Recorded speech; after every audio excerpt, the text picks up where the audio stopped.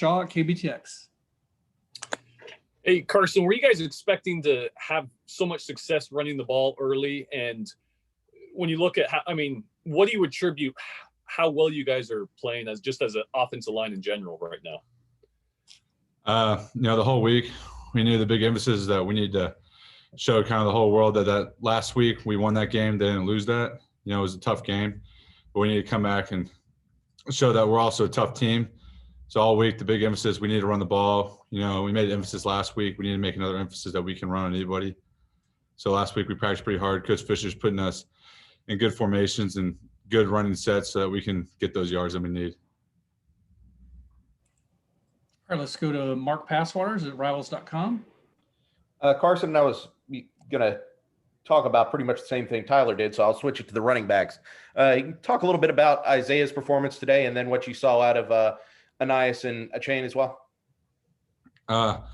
Honestly, I don't really know which one's in there at the moment, but I know Spiller was in there. I know he's run the ball pretty hard. Last week I think he definitely got all the confidence he needed, knowing that he's an SEC back and can run people over. You gotta love it.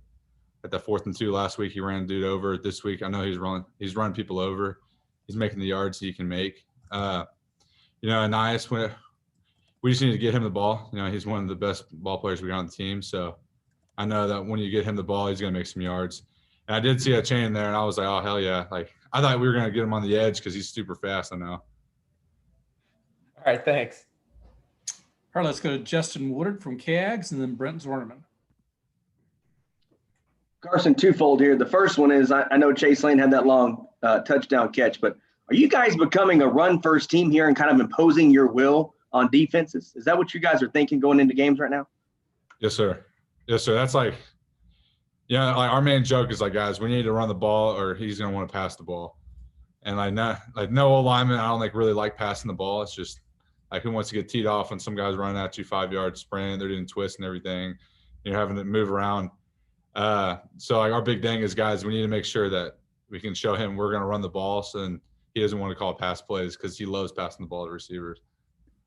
So. Great answer. Second part of that, obviously, we know consistency-wise you can be a little bit better, but how big was it for you guys today off the punt block? And then also the Jaden Peavy, fumble recovery, y'all scored touchdowns on those big momentum-swinging plays there, Carson. I know. I didn't know Peavy was that fast. But honestly, this was a great team win. The defense definitely had they earned that win. They busted their ass. They did a great job. They got a lot of big turnovers for us. I know the punt block, that was a big turnover. And then the offense kind of at the end just run the clock out. It was a big just overall team win that we needed. All right, let's go to Brent Zorneman from the Houston Chronicle, and then we'll go to Shehan. Carson, you were barely a teenager the last time Texas A&M won at Mississippi State. What does that say about the direction of this program and how bad did y'all want to win that one here today? The program's going the right direction.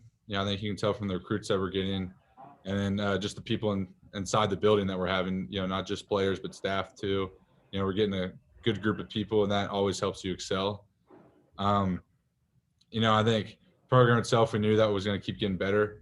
This one for sure. I remember the last time I was here, it was not a good feeling. We had them, and then I think Fitzgerald hit that long run, kind of stuck the knife in us. But, it was a good feeling this week. But, again, it was just, this team, we can do a lot. And we know that we're really talented in a lot of areas. And we just need to keep improving each week and show the world that, we are a big team and just know our name. Y'all allowed yourselves to look at the schedule and say that you could make a legitimate run at the college football playoff from this point moving forward? Sir, I don't think anyone's looking at the schedule right now for in that reason. We're just looking at, we're 0-0. Next week's a new, our opponent next week is bye week, and that means getting better, getting people healed up. Week after that, I think we got Arkansas. Arkansas, they're a hell of a team. You gotta love it when there's an O-line coach too.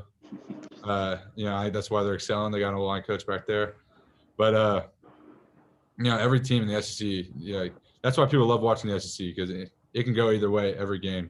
And I think this year especially, everyone's seeing that a lot of unranked people are beating ranked people, and it's switching the whole top 25 all the time. So we're taking each week as we have to get better. Thank you, Carson. All right, let's move to Shehan Jayaraja from the Dave Campbell's Texas football, and then Owen Buchanan. Hey, Carson. So with the way that Isaiah runs the ball, I mean, you mentioned that he's getting a lot more comfortable just kind of running through defenders, running over guys. When you guys see that as an offensive line, I mean, how do you guys kind of feel when that sort of thing's going on? You love it when you get to hear like him just pop somebody and run someone over and keep getting yards. You get fired up. Our biggest thing is we want to make sure there's a hole for him to run to. So we can make that hole, make the impact. We had 4 or 5 yards. We did our job. And when you see him do that, everyone's getting fired up knowing that we just need to keep pounding on people, and he's going to get those, 3 to 4 yards, and then they're going to break to 7 or 8, and then he's going to get the long ones. So that's kind of. How much more dangerous do you feel this offense is as a whole? Even like, how much do you think it helps the passing game when you guys have a guy like Isaiah going? Oh, it helps it tremendously. When you keep running the ball, defenses have to figure out a way to stop it, and usually that means putting more guys in the box, opens up the pass.